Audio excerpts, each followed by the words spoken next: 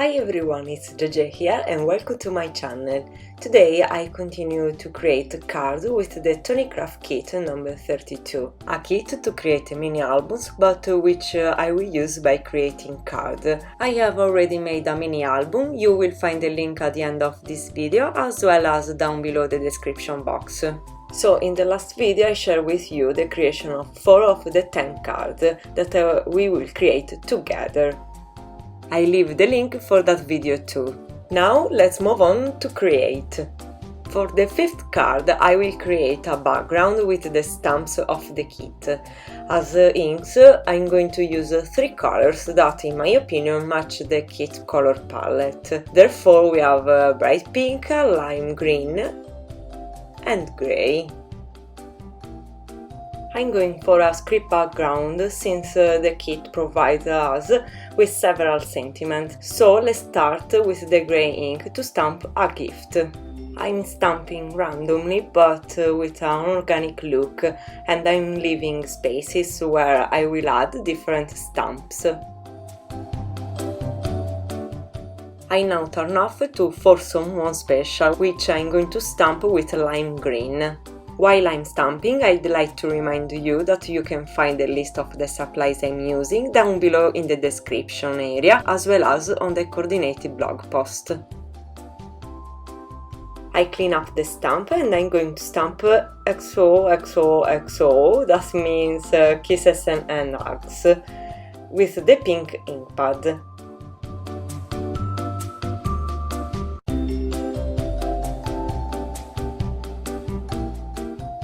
Well, now you can leave this background like this or fill the gaps with the heart stamp of the set, like I did here.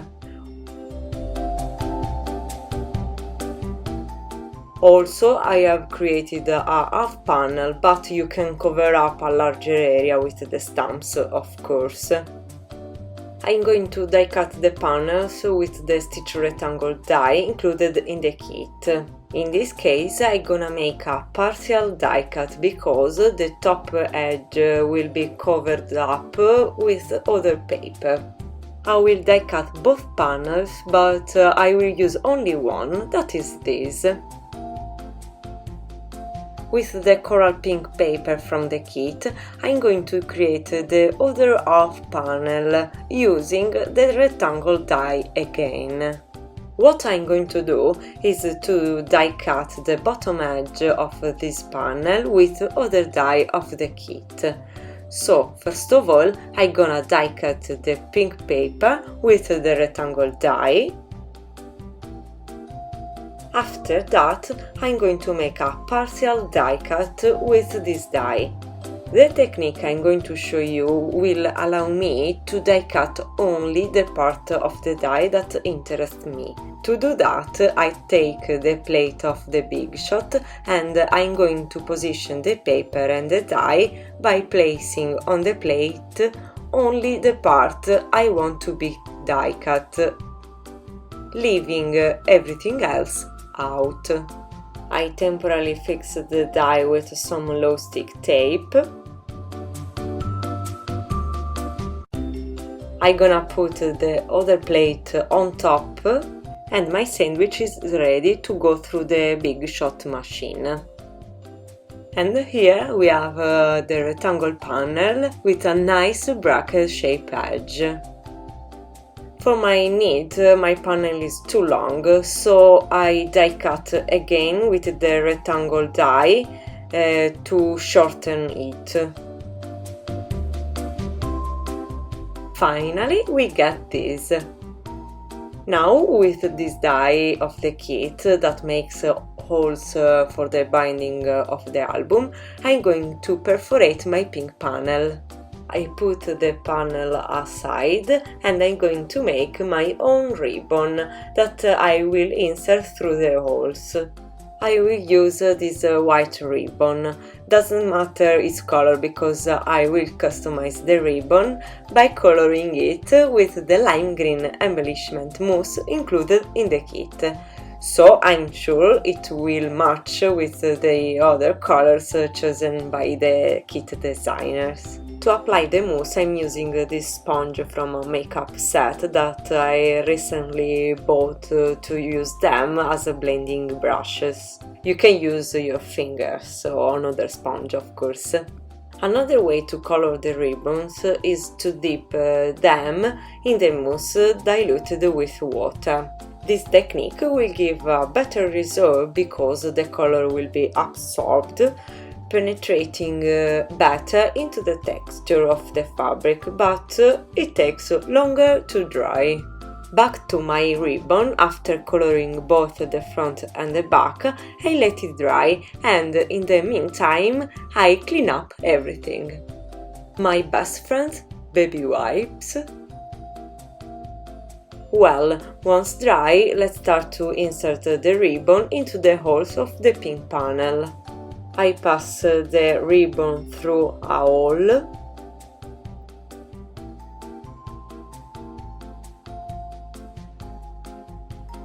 Pull until it adheres to the paper, arranging it if necessary. Then I take the end of the ribbon and insert it into the next hole, and I proceed with these steps until I get the last hole.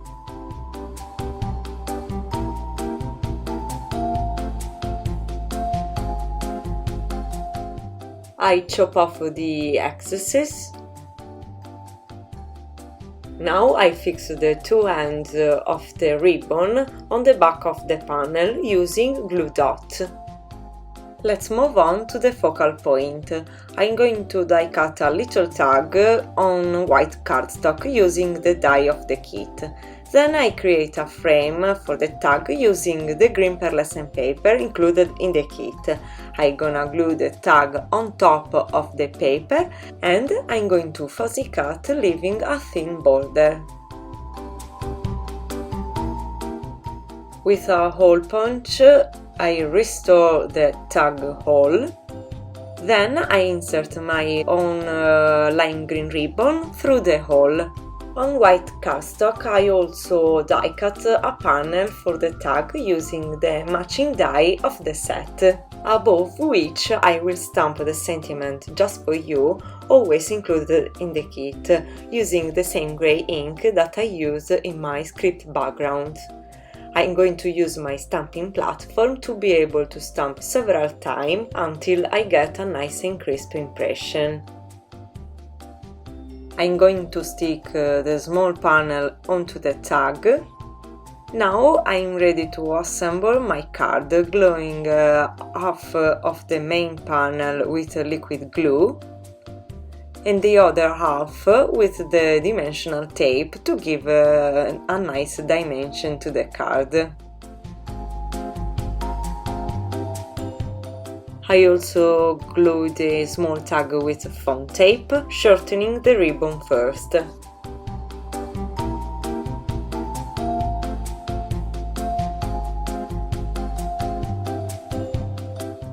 As a finishing touches, I will create a few drops with the pink crystal drop included in the kit, and the fifth card is done.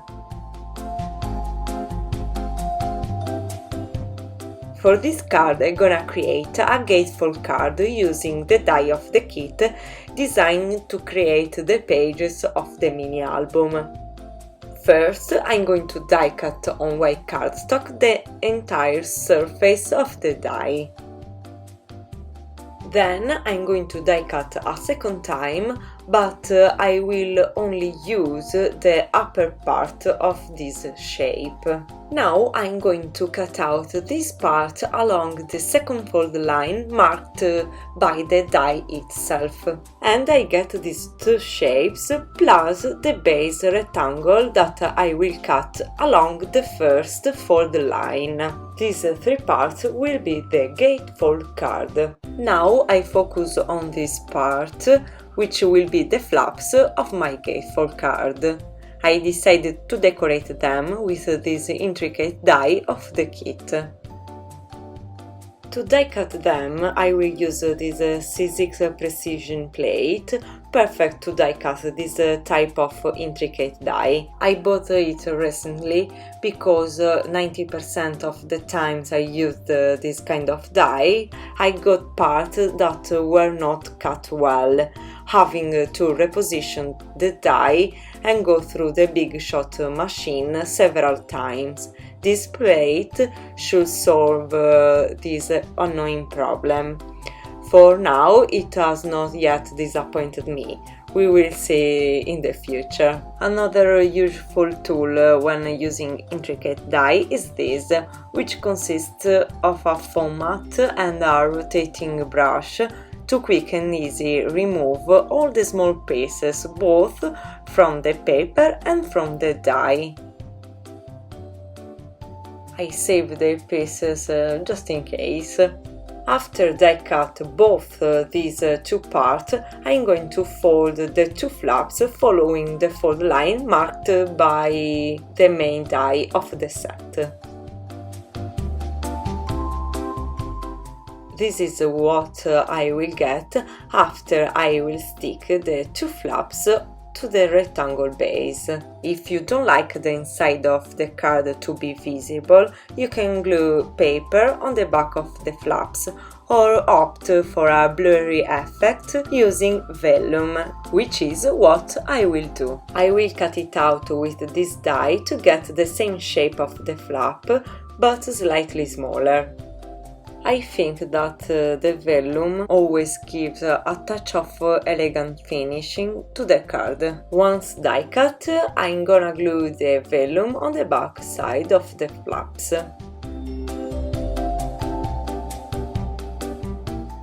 And the flaps are ready.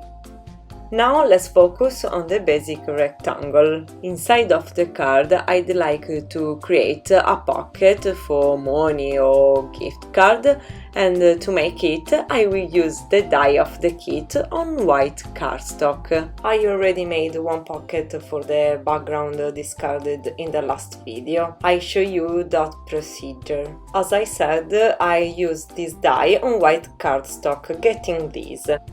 Then I created a panel with this other die from the set that cut out the same shape of the pocket but slightly smaller. I used this beautiful salmon pink embossed paper included in the kit.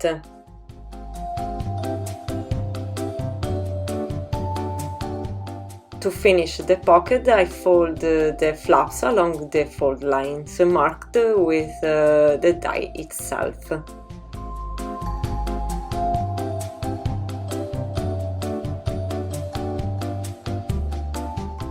Back to the present, I am ready to glue everything.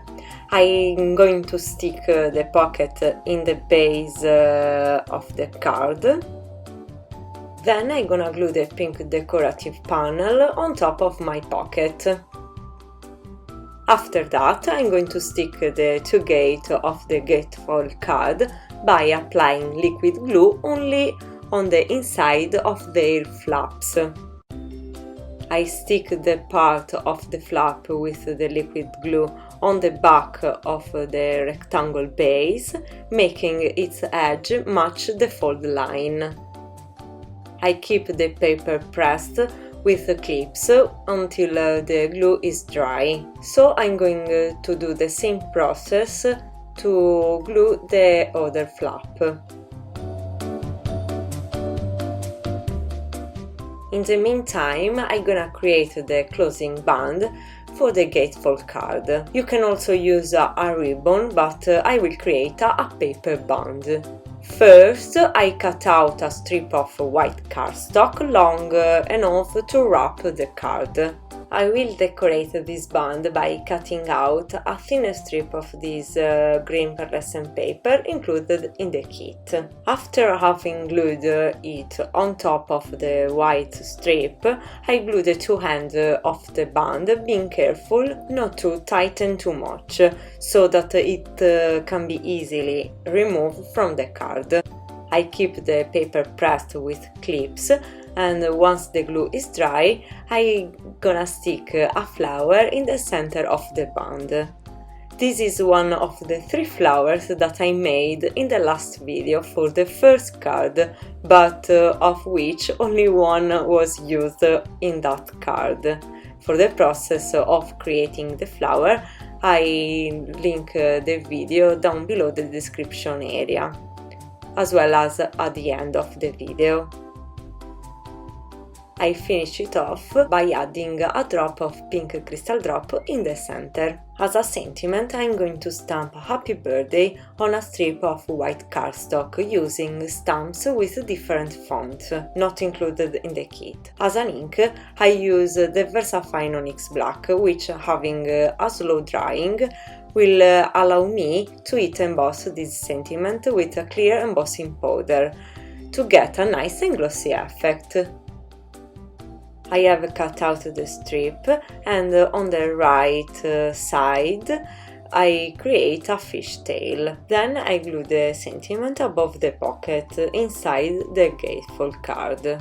And the card is finished. You can leave it as it is, but I will add a few drops of pink crystal drop to create the center of the flowers.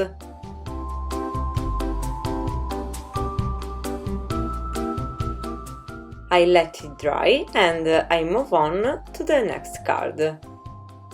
For this card I will show you another technique to use the dye in a creative way without stopping at the only use that the designer of the dye have taught. I will use this beautiful green mirror card with a satin finish as the main panel, which I trim off to cover up completely my card base, which will be 4¼ by 5½ standard card. Now with this die designed to get a gorgeous floral design over the pocket that I created for the previous card, I will create a vertical banner using it as a strip die.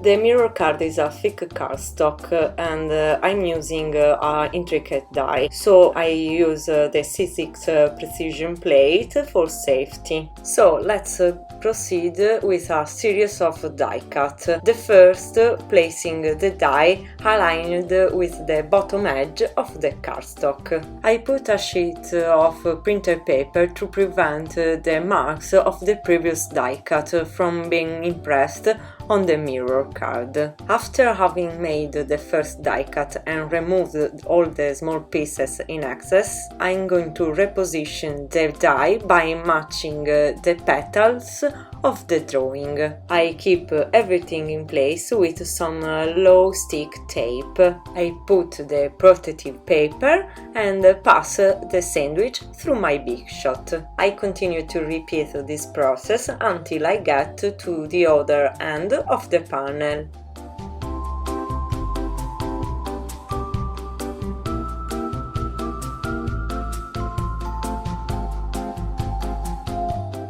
And that's what I get. Behind the strip you can put any cardstock that you like, or vellum, or leave as it is, and you will be able to see the inside of the card. To decorate the card, I cut out 2 very thin strips of pink pearlescent paper, which I will glue to the edges of the strip.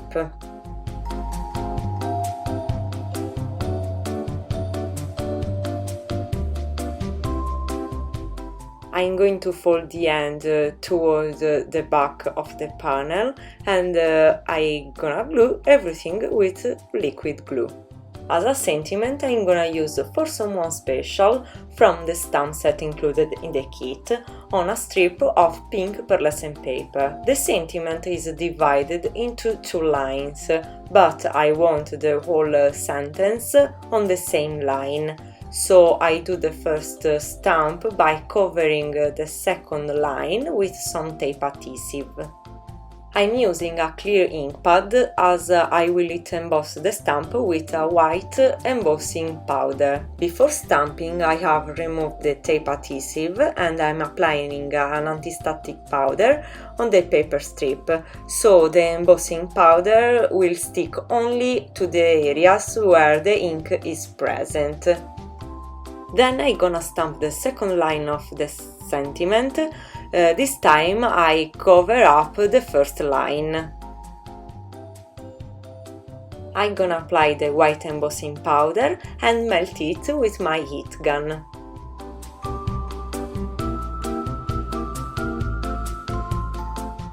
Then I'm going to stick the sentiment on the card with some foam tape. I complete the card by making some pink crystal drop to the center of the flowers. Finally, I'm going to stick the panel on top of my card base using some foam tape.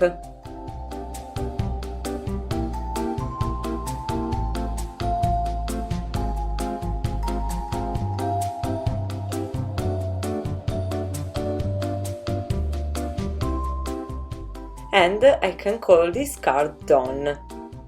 This second part of the video where I make 10 cards with the Tonic Craft Kit 32 ends here.